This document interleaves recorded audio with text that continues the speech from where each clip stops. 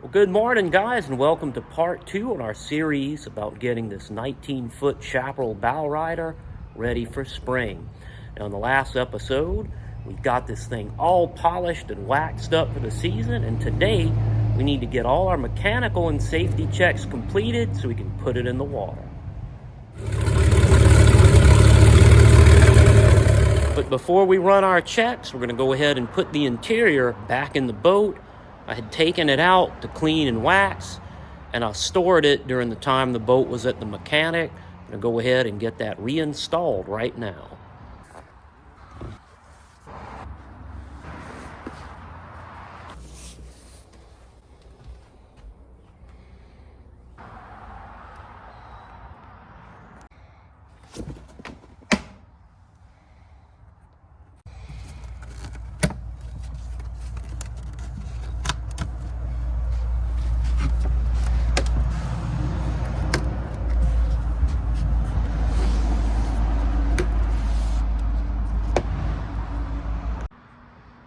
All right, now the interior is all reinstalled, and it might need a little bit of a clean. We're going to do that another day. Now that this is back in, we're going to start putting items away in the boat, mostly the fenders and ropes. I like to braid these up like this. Loose ropes are messy and they're a bit of a tripping hazard, so I like to wrap them up in a braid. And what I do is just make a loop with the rope, like that. Reach through with just the fingers, pull another loop through that loop. And I continue on until I've used up all the rope. And each loop needs to be pulled kind of taut. It's also a good way to get rid of excess line when you've tied up to a dock and you don't want that line all over the dock to trip others. You can braid up the excess like this.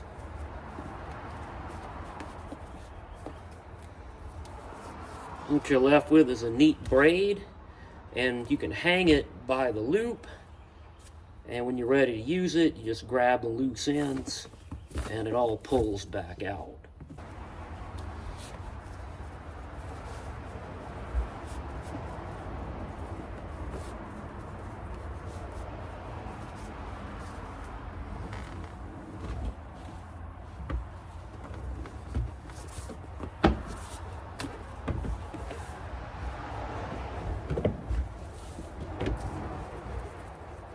One more time.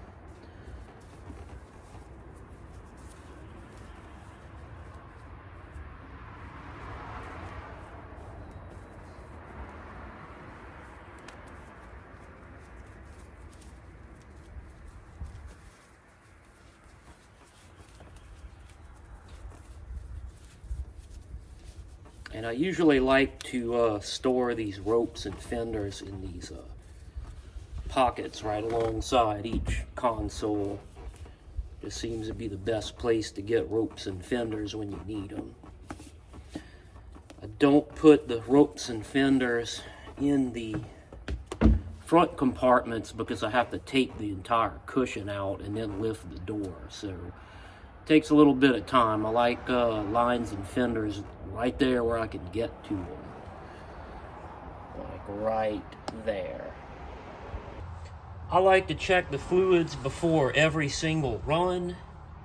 Boat motors are a lot different than car engines. They need a lot more up-close care. I'd say owning a boat is more like owning a car probably 40 or 50 years ago, where you kept a much closer eye on all your fluids. So oil check is right here. I'm going to pull this out. Very important to have the range of oil correct. You don't want too little, and it's very dangerous to have too much in these as well. Cars can tolerate too much oil.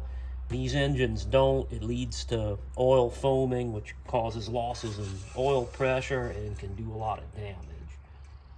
So I'm going to pull that out, and I see it's right. above the bottom line. I'm going to put a little bit more in there and then recheck after the next run. There's also a power steering pump on this boat. It's right below that oil check. It's just a power steering pump out of a General Motors automobile that's been marinized. And there's a cold and hot fluid level, so you can check whether the engine's hot or whether it's been sitting. And I'm right at the cold level, so we're good there.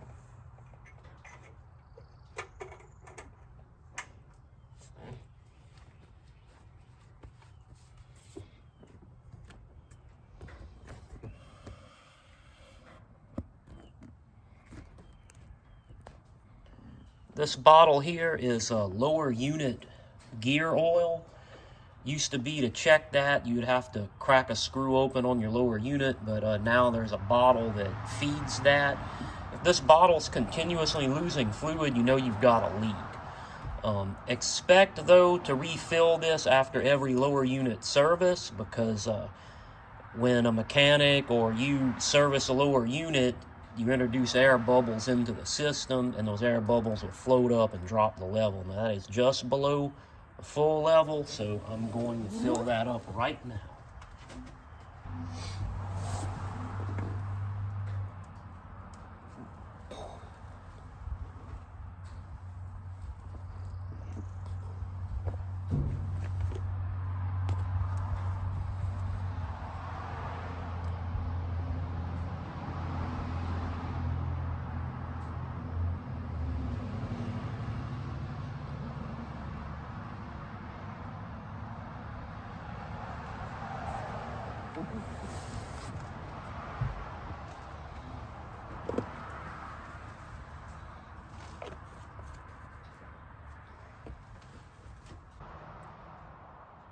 There is another fluid reservoir in the back near the transom, very hard to see, so I'm just going to drop you guys down here, and that is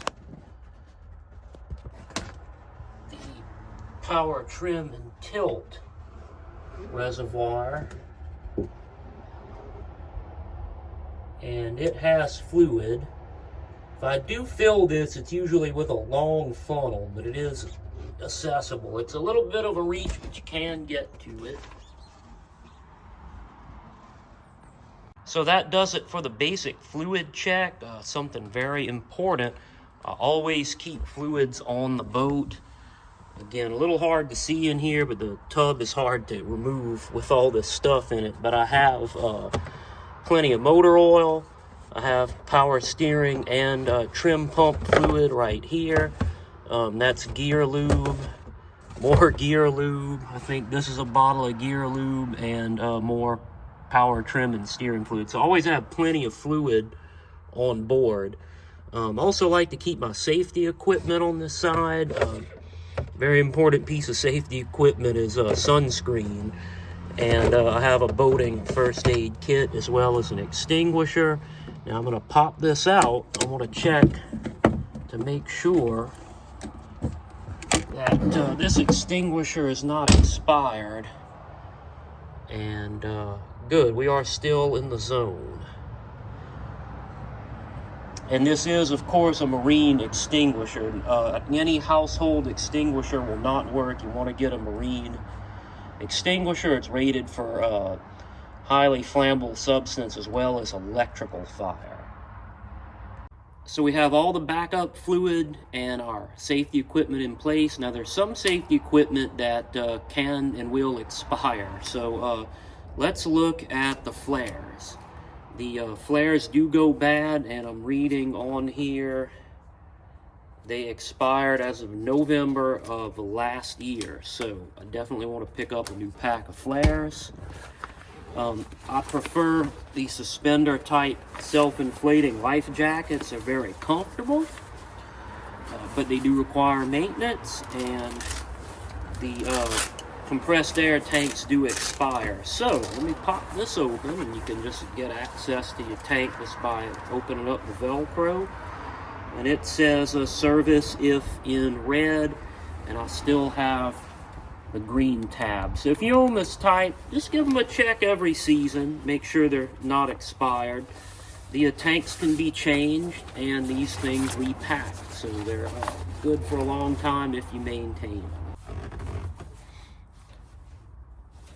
I'd like to add one more important note about the self-inflating life jackets. Now, I don't know what it's like in your state, but here in South Louisiana, this does not count as a life jacket unless you actually have it on. And what I mean is, generally, if you have 6 people in a boat over 18, they don't need to wear a life jacket if the boat's over 16 feet, right? So 19-foot boat, 6 people, you should have 6 life jackets. If you have 5 life jackets plus this one, the way they consider it here is you only have 5 life jackets. So if you have one of these, if you choose to have this, it can't count towards your total. It will only count towards your total if you actually have it on. So if you buy it, wear it. But my advice is, if you go with self-inflators, go with a very good quality and do the maintenance on it and keep it in a cool, dry place so it doesn't mildew. Take good care of it and actually wear it. I keep everything in a binder. So I've got this waterproof bag that came with the boat, and in the binder I have the registration certificates, the cards. I've got the safe boating certificate, and back here is the insurance cards. So generally, if you hand that to a guy that's accustomed to having to search a boat to find these, if he sees you're this organized, they will usually just let you go without a full-blown search. Not that it's a bad thing, not that I'm carrying anything that would get me in trouble. It just it's quicker for them, easier for them, easier for us, because I generally spend less time in a stop. Like I said, I hand them that, they realize immediately this guy's organized. If he took the time to do this, he probably has his fire extinguishers, life jackets, and everything else in order.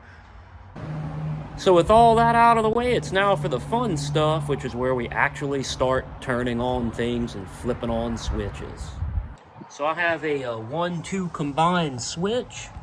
I'm going to start off with battery 1. Now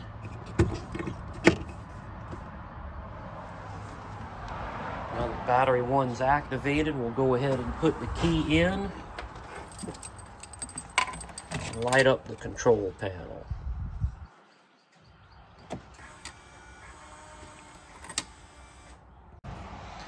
And now I'm going to test every item on the boat to make sure everything works.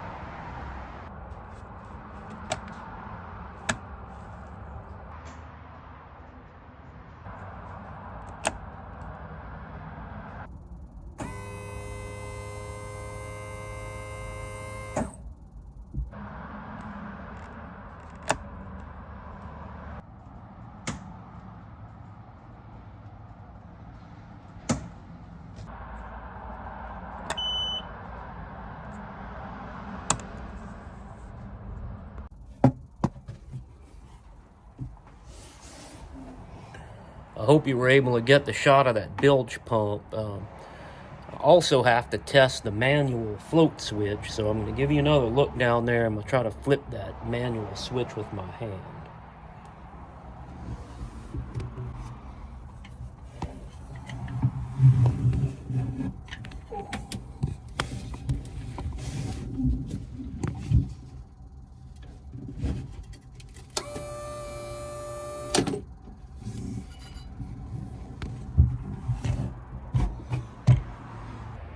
So now we're going to run all those tests again on battery number 2.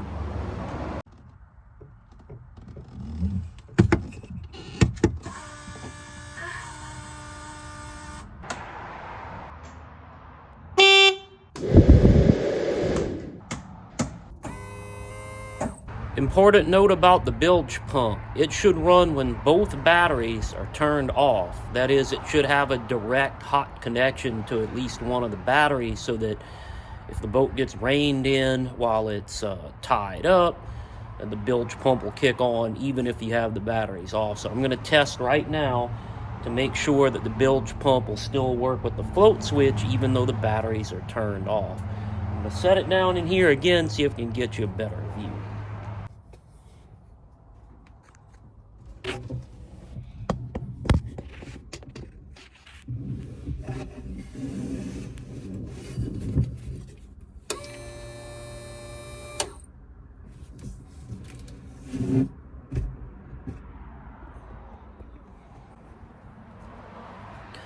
Alright guys, it looks like that bilge pump's going to work just fine. That concludes all the electrical tests.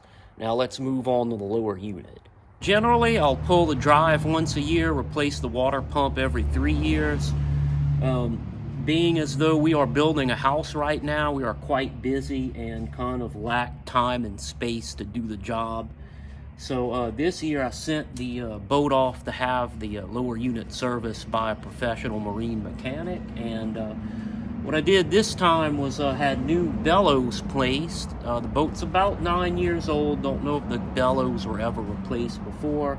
While he had it apart, he checked the gimbal, the engine and outdrive alignment, and changed out the water pump.